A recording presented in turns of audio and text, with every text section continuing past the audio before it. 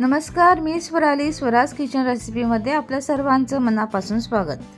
आज आपण भारतातला एक खूप फेमस असा कॉम्बो बनवणार आहोत आणि तो म्हणजे राजमा चावल, अर्थातच राजमा आणि जिरा राईस।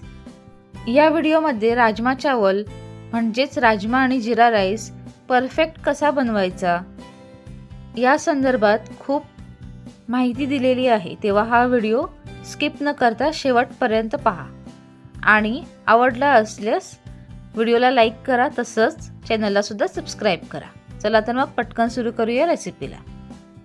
राजमा बनवण्यासाठी मी इथे 1 वाटी राजमा घेतलेले आहे। हे राजमा आपल्याला 7 ते 8 तास भिजवून घ्यायचे असतात। इथे मी ओव्हरनाईट हे राजमा भिजवून घेतलेले आहे। भिजवलेले सगळे राजमा आपल्याला एका प्रेशर कुकर मध्ये घालायचे।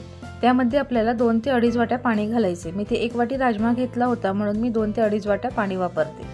पाणी घातल्यानंतर यामध्ये काही खडे मसाले घालायचे, जसे की मसाला वेलची म्हणजे आपली जी काळी वेलची असते ती, आणि दालचिनीचा 1 तुकडा, चवीनुसार थोडंसं मीठ। आणि आता कुकरला झाकण लावून आपल्याला 3 ते 4 शिट्ट्या येईपर्यंत राजमा शिजवून घ्यायचे। आता एका कढईमध्ये आपल्याला 2 चमचे साजूक तूप आणि 2 चमचे तेल घ्यायचे।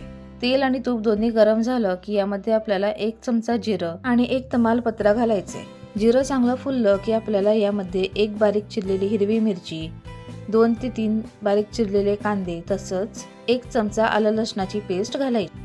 कांदा आपल्याला 5 ते 6 मिनिटं लो टू मीडियम फ्लेमवर परतून घ्यायचा आहे, किंवा कांदा हलका ट्रान्सलुसंट होईपर्यंत म्हणजेच हलका गुलाबी रंगावर येईपर्यंत परतून घ्यायचे।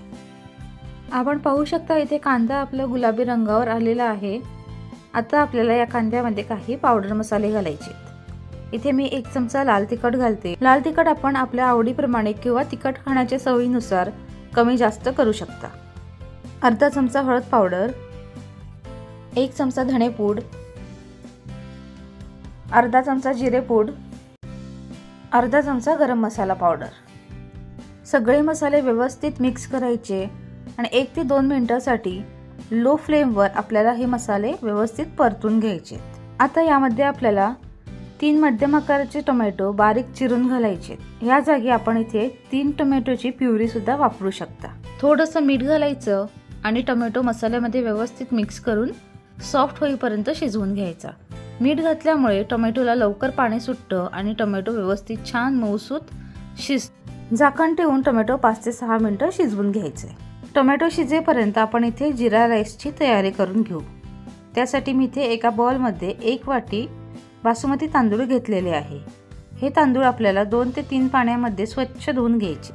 धुतलेल्या तांदळामध्ये स्वच्छ पाणी घालून 30 मिनिटांसाठी हे तांदूळ भिजण्यासाठी ठेवून द्यायचे। इथे आपले राजमा सुद्धा उकडून तयार झालेले आहे। इथे मी 3 शिट्ट्या काढल्या होत्या राजम्याला। आपण इथे पाहू शकता राजमा थोडासा ओव्हर कुक झालेला आहे। काही वेळा 3-4 शिट्ट्या काढून सुद्धा राजमा व्यवस्थित शिजत नाही। हे टोटली राजमाच्या क्वालिटीवर डिपेंड असतं, बट काही हरकत नाही, जर असा ओव्हर कुक झाला तर चालतं। आता आपण जे खडे मसाले घातले होते म्हणजे काळी वेलची आणि दालचिनीचा तुकडा, ते आपल्याला काढायचे।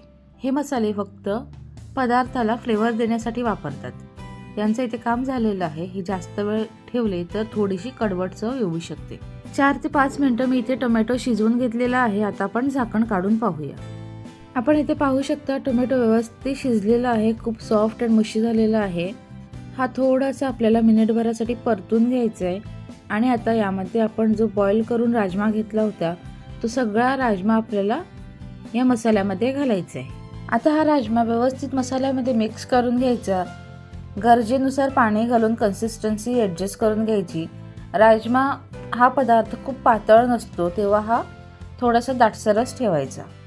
तसंच राजमा उकडलेलं जे एक्स्ट्रा पाणी असतं तेच पाणी आपल्याला इथे वापरायचं असतं, कारण त्याच्यामध्ये राजमाचे आणि मसाल्याचे सगळे फ्लेवर उतरलेले असतात। आपण इथे पाहू शकता राजम्याला ऑलमोस्ट उकळी येत आहे। आता आपल्याला या राजम्यावर झाकण ठेवून 10 ते 15 मिनिटं लो टू मीडियम फ्लेमवर हा राजमा शिजवून घ्यायचा आहे।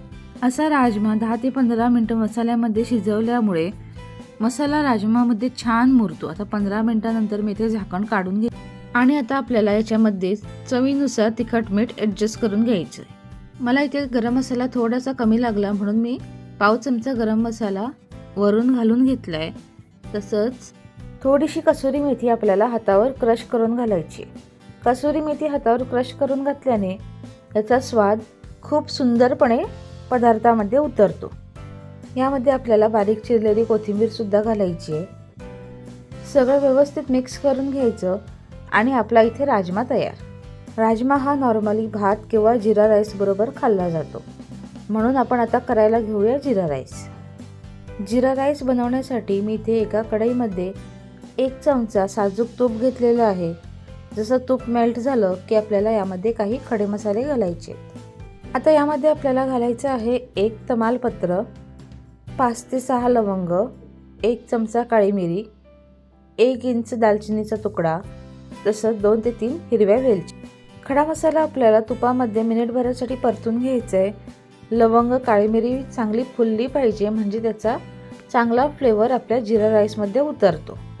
जिरा राईस म्हटल्यावर जिरं हे आलंच। आता आपल्याला यामध्ये 1 चमचा जिरं घालायचं आहे। जिरं चांगलं फुललं की आपण जो बासमती तांदूळ भिजवून ठेवला होता तो आपल्याला व्यवस्थित निथळून कढईमध्ये घालायचं आहे। यामध्ये आपल्याला 1.5 कप गरम पाणी घालायचं आहे। 1 वाटी बासमती तांदळासाठी मी इथे 1.5 कप गरम पाणी वापरते। यामध्ये चवीनुसार मीठ घालायचं आहे। हलक्या हाताने तांदूळ मिक्स करून घ्यायचे, नाहीतर तांदूळ तुटू शकतात। सुरुवातीला गॅस मोठा ठेवायचा आहे। हलकी उकळी यायला लागल्यावर याच्यावर झाकण ठेवायचं आणि हा भात लो टू मीडियम फ्लेमवर शिजवून घ्यायचा। आता या झाकणाला एक्सेस वाफ बाहेर जाण्यासाठी प्रोव्हिजन आहे। इन केस तुमच्याकडे असं झाकण नसेल तर थोडासा गॅप ठेवा, नाहीतर सगळी वाफ वर येईल आणि पाणी उतरू जाईल।